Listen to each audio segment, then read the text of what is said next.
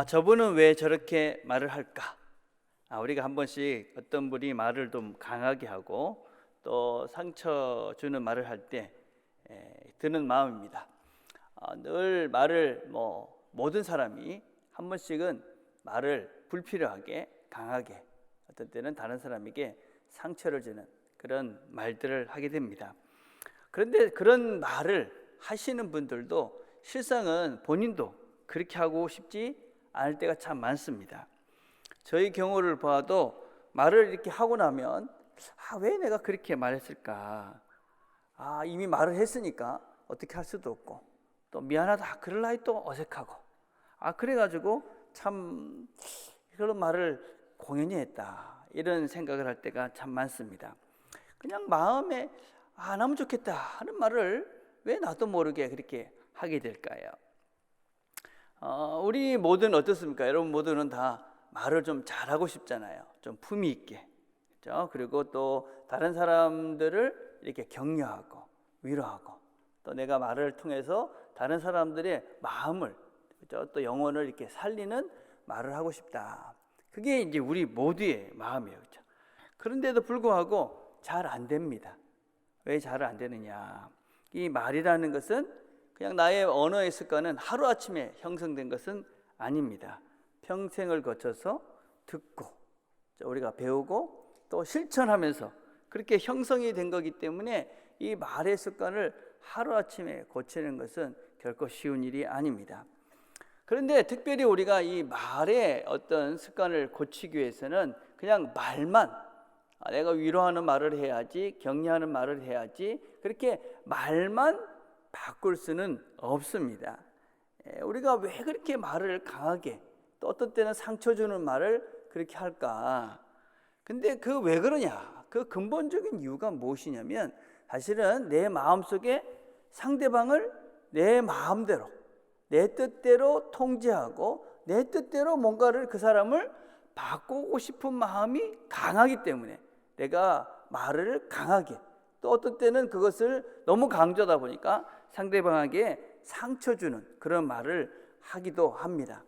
그래서 근본적으로는 내가 언어를 바꿔야 되겠다, 내가 좀 격려하고 다른 사람을 이렇게 살리는 말을 해야 되겠다, 내가 또 좀 말을 잘 듣는 이런 사람이 돼야 되겠다 하려면은 먼저 우리의 마음 태도를 바꿔야 되는 거죠. 상대방을 존중하고, 또 상대방의 그런 의견들을 내가 잘 듣고, 상대방도 그래, 옳을 수 있구나, 저 사람의 말에 충분히 옳은 그런 말을 하는구나 라고 상대방을 충분히 존중하려는 그런 마음들과 동시에 내가 그 사람을 내 뜻대로 바꿔보겠다 라는 그런 의지를 내가 갖지 않아야지만이 내가 상대방의 그런 이야기를 잘 듣고 또 부드럽게 말씀을 할 수 있는 거지요. 우리 부모님들이 자녀들에게 말을 할 때 좀 강하게 하잖아요. 어떤 면에서는 이거 해라, 저렇게 해라, 이렇게 얘기할 때가 많습니다. 왜냐하면 이 아이가 이렇게 해야 된다, 이렇게 하는 것이 좋다라고 내 확신이 있기 때문에 그걸 억지로 좀 강요를 하는 것이죠. 그래서 그런 내가 상대방에게 강요하고 또 상처 주고 또 뭔가 강하게 이런 언어의 나의 습관을 고치기 위해서는 내 마음 상태, 저 사람을 내 마음대로 해야 되겠다, 내 뜻대로 하겠다, 이런 근본적인 마음을 바꾸지 않으면 나의 언어의 습관도 바뀌지 않습니다. 여러분, 신앙생활도 마찬가지입니다.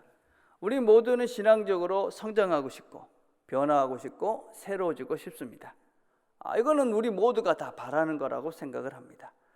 그런데 아무리 시간이 걸려도 뭔가 이렇게 바뀌어지지가 않습니다. 내가 어떤 면에서는 신앙생활을 오래 해왔고, 그리고 우리가 신앙생활이라고 하는 여러 행위들을 해온 것입니다. 예배도 드리고 또 기도도 하고 금식도 해봤고 또 구제도 해봤고, 이런 것들을 다 하고 있는데도 불구하고 여전히 내가 별 변화되는 것들 없고, 또 여전히 내가 천국이 여전히 멀리 느껴진다. 그렇다면 내 신앙의 근본, 그 무엇에 문제가 있는 것입니다. 신앙의 근본에, 그렇죠? 여러분, 우리가 신앙생활을 하면서, 신앙생활이라는 것은 철저히 하나님 앞에 사는 것이잖아요. 근데 우리가 신앙생활을 하면서 사람한테 보이려고 하는 것입니다. 그렇죠? 그리고 신앙생활을 내 뜻대로, 내 의지대로, 내 생각대로 이렇게 신앙생활을 하려는 것입니다.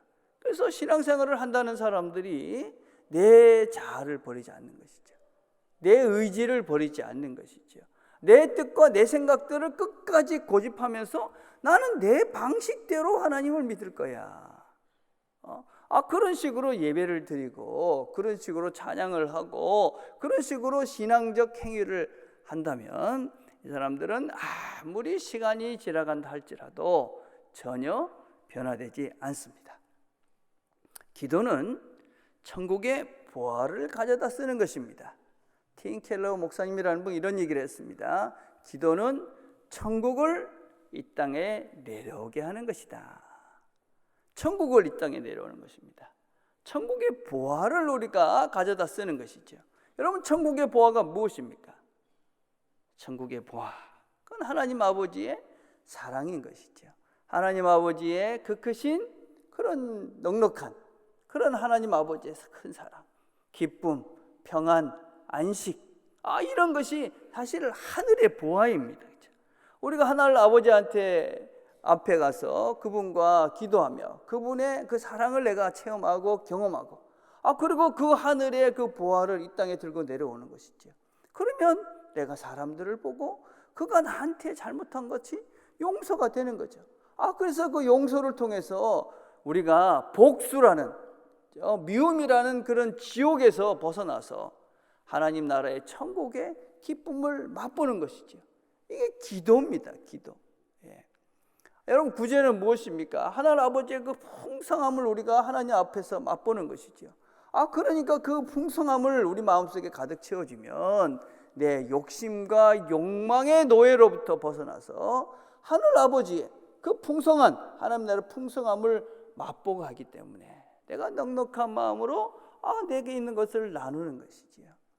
그게 구제입니다. 구제. 금식도 마찬가지죠. 금식. 이스라엘 백성들은 자기들이 기도, 구제, 금식 이런 것들 행위 자체가 경건한 것이라고 착각을 했죠. 그걸 하면서 과시라는, 난 이렇게 한다. 근본은 결국 사람이고 근본은 자기 자신인 것이죠. 여러분, 그래서는 본질이 바뀌지가 않는 것이죠. 금식, 성경에 보니까 금식은 이렇게는 하지 말라라고 이야기합니다. 마태복음 6장 16절에 보니까 금식할 때에 너희는 외식하는 자들 같이 슬픈 기색을 보이지 말라. 그들은 금식하는 것을 사람에게 보이려고 얼굴을 흉하게 하느니라. 그 당시 유대인들은 일주일에 꼭 2번씩 금식을 했습니다. 월요일과 목요일 금식을 했죠. 자주 하는 편이죠. 근데 문제는 얼마나 자주 하느냐가 문제가 아닌 것이죠. 어떻게 하느냐의 문제입니다. 그 당시에 사람들은 금식을 하며 굵은 베옷을 입었습니다. 베옷이라는 것은 참 사람을 불편하게 하잖아요. 그렇죠? 그러니까 인위적으로 그렇게 고통을 만든 것이지요. 수염을 깎지 않고 세수를 하지 않아서 온 얼굴이 그냥 더부룩하게 했습니다. 그리고 재를 뿌렸습니다. 그래서 누가 봐도 이 사람은 지금 금식을 하고 있구나. 그렇게 생각하도록 그렇게 모든 것들 슬픈 기색을 띠고 그리고 고통스러운 모습을 하면서 금식을 했습니다. 왜냐하면 그들은 이런 형식 자체가 경건한 것이라고 오해를 한 것입니다. 내가 이렇게 금식한다, 이게 건강한 것이다. 우리 오해가 그런 것입니다. 잘못하면 예배 시간에 하나님의 말씀과 하나님께 집중하지 않고 자기 생각으로 자기의 뜻을 생각하면서 그냥 자기 고집스럽게 예배 자리에 앉아 있는데 그걸 예배라고 착각하는 사람들도 있는 거죠. 예배가 아닌 것입니다. 그건 본질의 형식 껍데기를 갖고 있는 것이죠. 그래서 그런 경건의 그런 행위들이 신앙의 본질이 아니다. 그렇게 해서는 우리 자신들이 바뀌어지지 않는다. 이들이 금식하는 이유를 뭐라고 성경은 이야기합니까? 저희는 금식하는 것을 사람에게 보이려고 얼굴을 흉하게 하느니라. 사람에게 알리는 것입니다. 사람에게. 여러분, 신앙은 하나님한테 우리의 마음과 진심을 드리고 하나님을 닮아가는, 하나님을 목적으로 행해서 나아가는 것이지 사람에게 보이려고 하는 행동들이 아닙니다. 여러분, 사람에게 또 사람들에게 보이려는 이런 신앙의 문제는 무엇입니까? 그러면 이 사람 저 사람 이렇게 보라보지요. 교회 와서도 이 사람 저 사람 이렇게 사람들끼리 이렇게 어울리는 것만 생각하는 분들이 있죠. 근데 어떻게 되느냐? 사람은요, 모두가 다 불완전합니다. 그리고 사람은 늘 변합니다. 그 변화하는 그 사람, 그 사람 때문에 교회를 온다. 그러면 언젠가는 반드시 그 사람 때문에 시험이 들지요. 결국 그 시험이 들다 보면 신앙이 무너지고, 그러다 보면 교회를 떠나고 하나님을 떠나게 되어집니다. 결국 사람에게 보이라는 것. 그래서 교회를 누구 보러 온다, 누구 때문에 온다, 누구 때문에 안 온다. 그거는 기본적으로 신앙의 시작이 잘못된 것이죠. 근본이 잘못된 것입니다. 자, 또 다른 잘못된 금식이 무엇이냐? 이 잘못된 금식, 이건 다른 사람을 비난하는 수단으로 금식을 사용하는 겁니다. 마가복음 2장 18절에 보면 요한의 제자들과 바리새인들이 금식하고 있는지라 혹이 예수께 와서 말하되 요한의 제자들과 바리새인들의 제자들은 금식하는데 어찌하여 당신의 제자들은 금식하지 아니하나이까? 이 잘못된 신앙생활의 종교생활의 전형적인 모습입니다. 왜 당신들은 금식하지 않습니까? 금식이 뭡니까? 내가 하나님과 나의 관계 속에서 하나님께 집중하는 행위인데 그걸 통해서 다른 사람을 비난하는 겁니다. 나를 봐라, 나는 지금 금식하는 이런 의로운 존재인데 너는 왜 금식을 안 하고 있느냐? 우리가 신앙생활을 조금 열심히 하기 시작하면 생기게 되는 걸림돌이 무엇이냐면 나는 하는데 넌 왜 안 하느냐 하면서 나의 신앙적 행위를 다른 사람을 비난하는 비난거리로 사용하게 되는 것입니다. 우리가 뭔가 열심히 할 때 정말 조심해야 될 것이 무엇이냐면 그 열심 때문에 난 이렇게 하는데 넌 왜 안 해? 그러면서 다른 사람을 비난하는 비난거리가 된다면 그 신앙적 행위는, 그 열심은 문제가 있는 것입니다. 여러분, 우리가 신앙생활이라는 건 무엇입니까? 우리가 하나님께 집중하는 것이고, 또 신앙의 온전한 헌신은, 우리가 온전한 봉사라는 것은 일을 잘하는 것이 아닙니다. 그것은 다른 사람들을 세워주는 것이죠. 사람을 세우고 사람을 돕고 사람을 세워가는 거예요. 그래서 나의 열심이 전혀 보이지 않는 거예요. 이게 온전한 헌신이고 이게 온전한 봉사예요. 내가 열심히 했다. 이걸 누가 안 알아준다고 섭섭하다. 그러면 나의 열심의 방향에 문제가 있는 것이죠. 내가 열심히 하면서 왜 저 사람들은 저렇게 열심히 하지 않을까? 그렇다면 방향에 문제가 있는 것입니다. 초점이 하나님께로 향하고 있지 않은 것이고 초점이 나한테 향하고 있지 않은 것입니다. 여러분, 신앙은 철저하게 하나님과 나와의 문제입니다.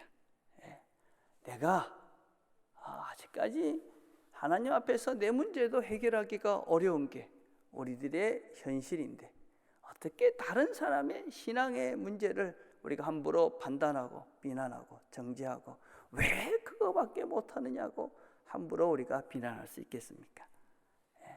그리고 우리는 다른 사람의 입장을 모르지 않습니까? 그 사람이 지금 형편이 어떻는지 우리는 아무도 모릅니다.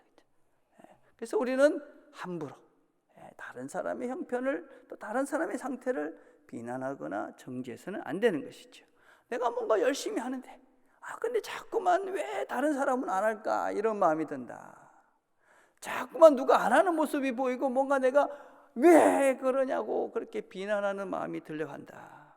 그러면 내가 지금 방향이 잘못했구나. 방향이 지금 내가 하나님께로 향하고 있지 않구나. 이 신앙이 나를 돌아보는 곳으로 가 있지 않구나. 그래서 우리를 돌아봐야 되는 거죠. 잘못된 금식, 잘못된 종교적 행위들이 나타나는 현상들인 것이죠. 그럼 금식할 때 어떻게 하라고 그럽니까?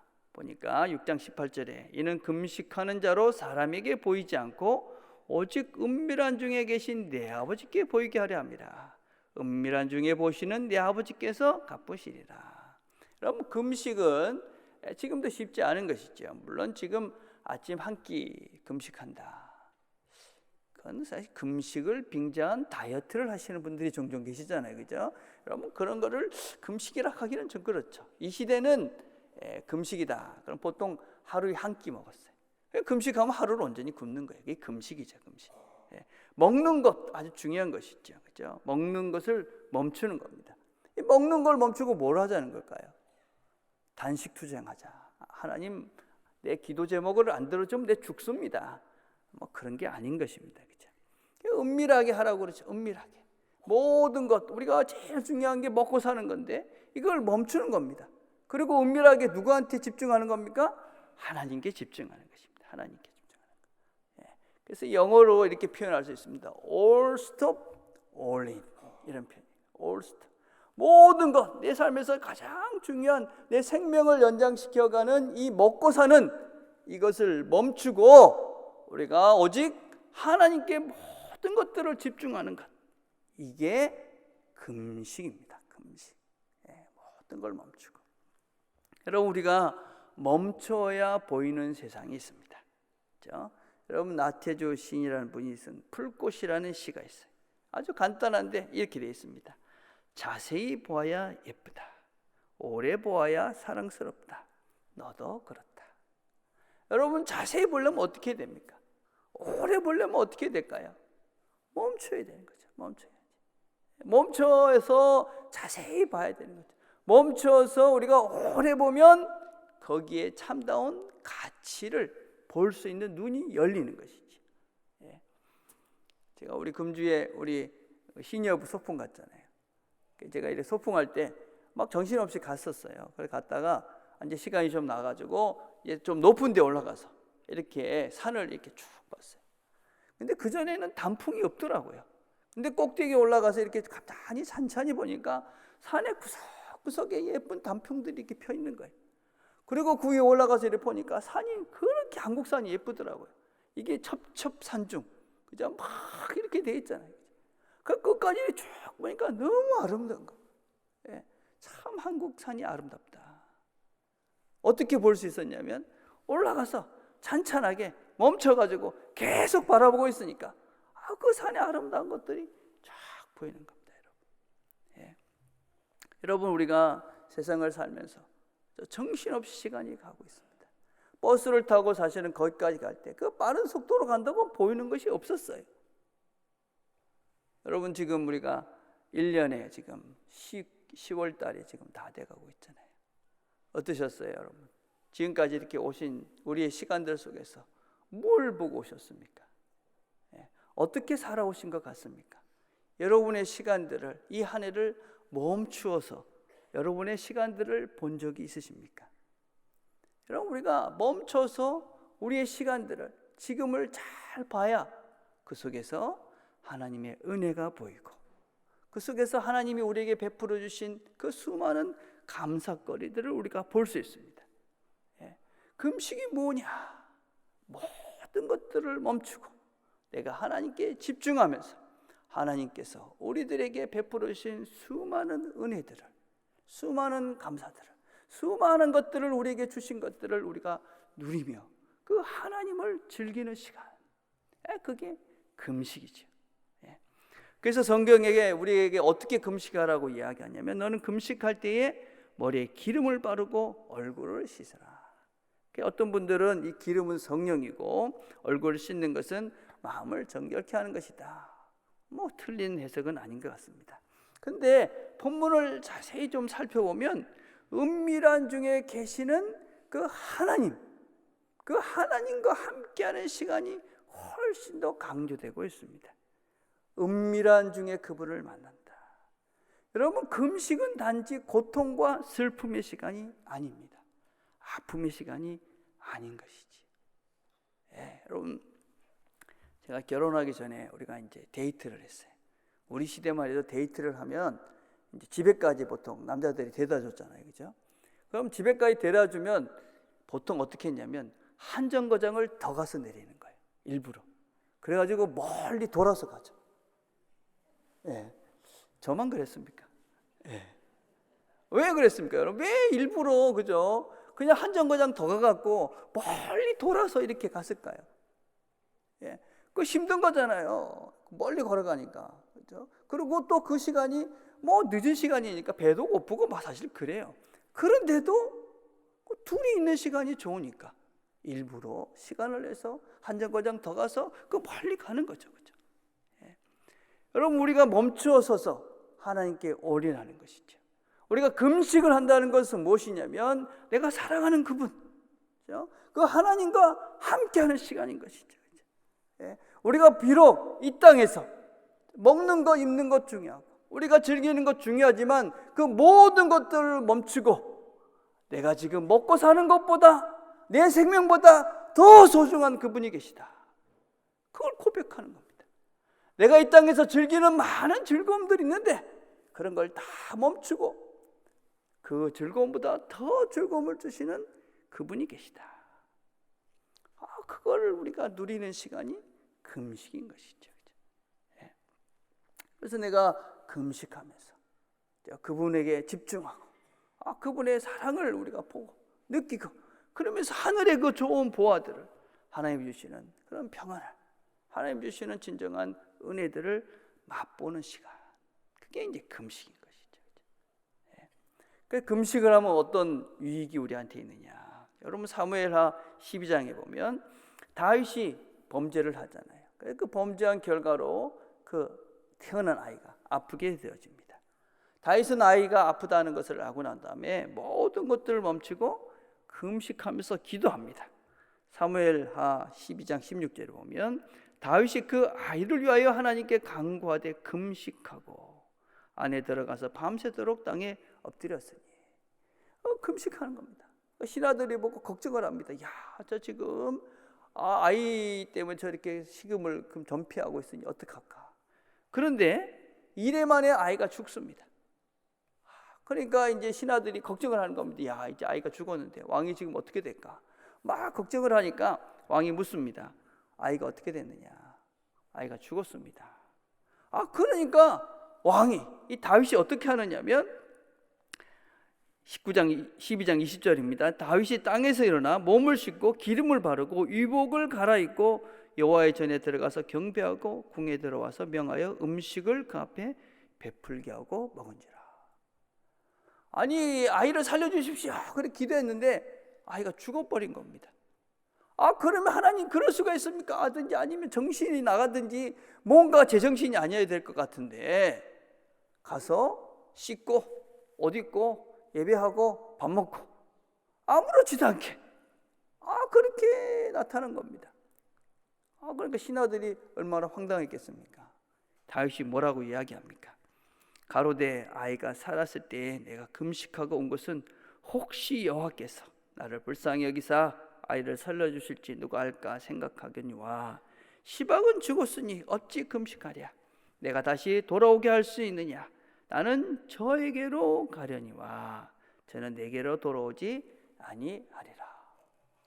여러분, 금식하고 하나님께 매달렸지만 하나님께서 그 아이를 거두어 가시니까 그래, 하나님이 거두어 가셨구나. 내가 지금 나중에 거기 가면 되지.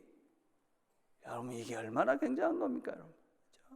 내가 그렇게 사랑하는 아이를 지금 잃었는데, 그 아이가 지금 내 눈앞에 사라졌는데, 내가 나중에 하나님께 가면 되지. 거기 가면 되지.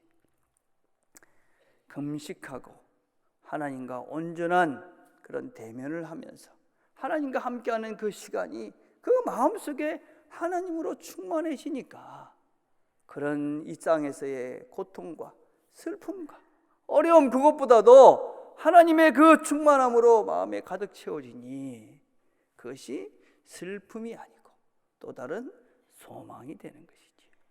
이 금식하는 거, 하나님과 깊이 모든 것들을 멈추고 하나님께 올인하면 그 시간이 바로 그 하늘 아버지의 그 풍성한 하늘의 보화를 우리 이 땅에 갖고 와 내가 누리는 것이지. 그래서 우리에게 하나님께서 이 하늘 보좌를, 하늘의 그 보화를 쓸 수 있는 도구들을 우리에게 주신 겁니다. 기도, 구제, 금식, 물론 예배, 많은 것들이 있습니다. 이게 어떻게 해야 되느냐? 이제는 우리가 그것을 실천해야만 합니다. 실천. 듣기만 하고 그런 보화가 있네, 그거 가져다 쓸 수 있네, 그러고 아무것도 하지 않으면 여러분은 하늘의 보화를 아무것도 누릴 수가 없는 것입니다. 이제 여러분의 마음의 자세들을 바꾸시고 이제는 말씀을 드렸사오니 여러분들이 그 말씀대로 순종해야 하는 것이죠. 그렇죠? 금식하셔야 합니다. 기도하셔야 되고 또 구제를 하시고 하나님 원하시는 온전한 예배의 자리에 여러분이 앉으셔서 온전한 예배를 드려야 되는 것이죠. 특별히 우리가 금식 그러면 어떤 마음이 드세요? 그래, 언젠가 날 잡아서 한번 해야지, 이런 마음이 드시잖아요. 그죠? 그러면 안 됩니다. 오늘 당장 금식을 시작하셔야 합니다. 제가 좋아하는 이야기 중에 하나가 이 C.S. 루이스가 쓴 스크루테이프의 편지라는 책이에요. 악마의 편지죠. 이 책을 제가 한 번씩 읽습니다. 그중에 이 이야기를 제가 참 좋아하는데, 어떤 이야기가 있냐면 영국의 어떤 신사가 일주일에 한 번씩 도서관에 가서 책을 읽습니다. 하루는 그가 이렇게 책을 고르는데 갑자기 신앙 서적이 눈에 들어온 겁니다. 그래가지고 하나님이 어떤 분일까? 하나님과 나는 어떤 관계가 있는 분일까? 궁금해지기 시작한 겁니다. 그래서 그 책을 이렇게 보려고 그러는데 사단이 마음속에 딱 들어와가지고, 야, 그 골치 아픈 걸 왜 그래? 지금은 밥 먹을 시간이잖아. 밥을 먹으러 가야지. 그런 마음을 주니까 맞다, 지금 밥 먹어야 되겠구나. 그리고 식당으로 내려간 겁니다. 식당에 내려가서 또 하나님에 대한 생각을 막 하려고 하니까 밥 먹는데 무슨 그런 골치 아픈 생각을 하느냐. 밥 다 먹고 그건 생각해도 늦지 않다. 그러니까 또 맞네, 이런 생각을 하고 다시 도서관으로 올라갔습니다. 도서관에 올라가서 또 하나님에 대한 생각을 하려고 하니까 그건 꼭 오늘 해야 될 필요는 없어. 내일에도 시간은 많으니까. 오늘 네가 할 일이 얼마나 많아. 그러니까 그거 다 하고 그건 내일 생각해. 그래서 신사는 맞네, 이렇게 생각을 하고 집에 가서 할 일이 많으니까 집에 가야 되겠다. 결론이 이렇게 맺고 있습니다. 사탄은 집으로 돌아가고 있는 신사의 뒷모습을 보며 미소를 띄었다. 나중에, 다음에, 이거는 사단의 속삭입니다. 여러분, 하나님의 말씀을 들었으면 오늘 지금 당장 시작하셔야 합니다. 우리가 이 시대에는 금식할 것들이 참으로 많이 있습니다. 여러분, 우리가 음식도 한 번씩 여러분이 금식하시면서 우리의 생명이 이 음식에 달려있지 않고 하나님 손에 있구나라는 것을 확인해가는 시간들을 꼭 가지셔야만 합니다. 그것 외에도 우리는 지금 의존하고 있는 것들이 너무나 많이 있습니다. 우리의 기쁨을 의존하고 있는 것들, 미디어 같은 것도 반드시 금식하셔야 합니다. 여러분들이 집에 들어가면 반드시 텔레비를 켜야지만이 마음이 편안한 분이 계시다면 오늘 당장 텔레비를 끄시고 그리고 하루 종일 일찍 주무시든지 아니면 성경을 보시든지 하면서 금식을 하십시오. 핸드폰을 들고 되지 않으면 늘 불안하고 뭔가 큰일이 있는데 내가 모르는 것이 아닐까, 그런 두려운 마음이 계시다면 핸드폰을 끄고 계시면서 내가 이것에 매달려 있지는 않은가, 우리 자신들을 돌아보시며 금식하셔야만 합니다. 여러분들이 어떤 기호식품을 갖고 있다, 커피를 마시지 않으면 뭔가 하루 종일 뭔가 허전하다, 그렇다면 커피를 끊으셔야 합니다. 그리고 여러분들이 스스로 그것들을 절제할 수 있는지, 그것들에 대해서 내가 이것보다도 하나님이 주시는 그런 평안과 기쁨이 더 크다는 확신들을 여러분 스스로 갖기 위해서 그 기호식품도 절제하고 금식하는 훈련들을 하셔야 합니다. 그렇게 여러분들이 말씀을 들은 것을 가지고 실제적으로 여러분의 삶 속에서 적용하고 훈련을 시작해 가실 때 여러분들이 하늘의 부활을 이 땅에서 맛보며 살 수 있습니다. 신앙의 긴 여정을 해왔는데 내 자신이 별 변화가 없다. 그러면 또 꼭 두 가지를 기억하셔야 합니다. 내가 신앙적 행위를 하는데 이 신앙적 행위가 하나님이 아닌 사람에게, 아니면 하나님의 뜻이 아닌 내 생각과 내 뜻대로 신앙적 행위들을 해오고 있지는 않았나 돌아보셔야만 합니다.